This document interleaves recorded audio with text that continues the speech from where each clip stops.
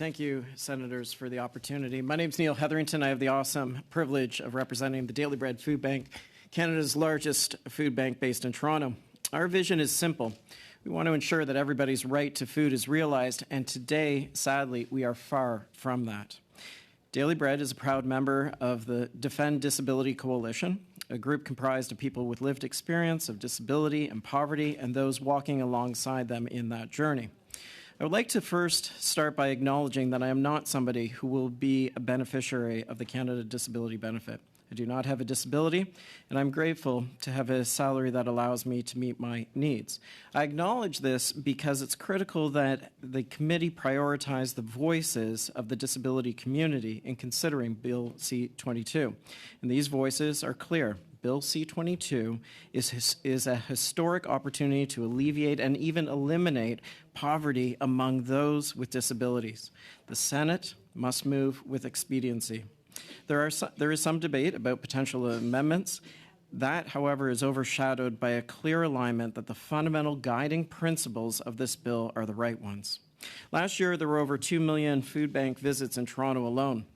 We moved at the Daily Bread from serving 60,000 clients per month to 270,000 per month. Close to half of the clients we serve identify as having a disability or chronic health condition. 1 in 4 food bank clients reported that the reason they needed access to the food bank was because of their disability.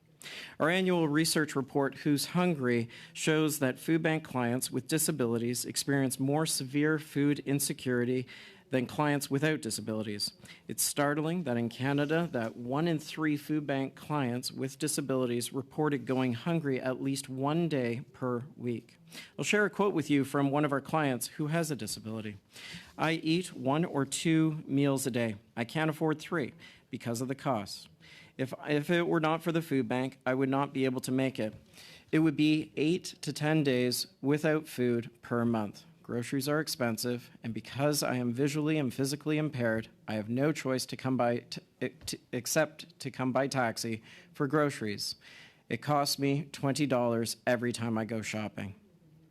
As disturbing as it is to hear this individual struggles to afford food, the most basic necessities, it should also come as no surprise when we consider that people with disabilities in Canada are more likely to be living in poverty, experiencing food insecurity, facing barriers to employment, and lacking affordable, accessible housing. We see that every day. We see every day that the current patchwork of social programs providing some income supports for people with disabilities are insufficient, to say the least. 1 in 4 food bank clients in Toronto rely on Ontario Disability, which, despite receiving a 5% increase this year, still leaves recipients $900 below the poverty line every month. People with disabilities are being legislated to live in poverty, and that is simply unacceptable. But here's the hope. The Canada Disability Benefit has the potential to rectify this and enable Canada to finally meet its obligations under the United Nations Convention on the Rights of Persons with Disability. Now, when I say the Canada Disability Benefit has the potential, it's because very little is known from the legislation about the design of the benefit, as much has been left to the regulations. There are 4 key considerations that have not been defined in the legislation. First, while the bill makes mention of setting the benefit amount in consideration of the official poverty line, there is no legislative minimum threshold. To achieve the bill's dual objective of reducing poverty and promoting financial stability, it's critical that the benefit be adequate to lift Canadians with disabilities out of poverty and reflect the extra costs associated with living with a disability. Second, eligibility.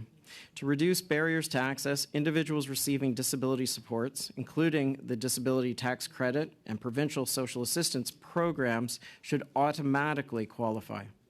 Third, the bill does not articulate specifically that provinces and private insurers should not claw back these benefits, as was just recently discussed. Finally, the bill currently includes no legislative appeals mechanism. Those who are deemed ineligible for this benefit should have the right to challenge that decision through an independent, accessible, transparent, and timely dispute resolution process. Despite these limitations, we recognize the importance of this bill so that regulation developments can begin and that funds can get into the hands of those that need it. We are pleased to see a commitment in the legislation to meaningful collaboration with people with disability and the co-creation of these regulations. I often am asked, do I have hope given the rising number of food bank users across the city that I serve and the country as a whole? And the answer is I do have hope. I have hope because of opportunities like this. I have hope that the Canada Disability Benefit has the potential to eliminate poverty among people with disabilities. Let's seize this historic moment. Thank you. Thank you.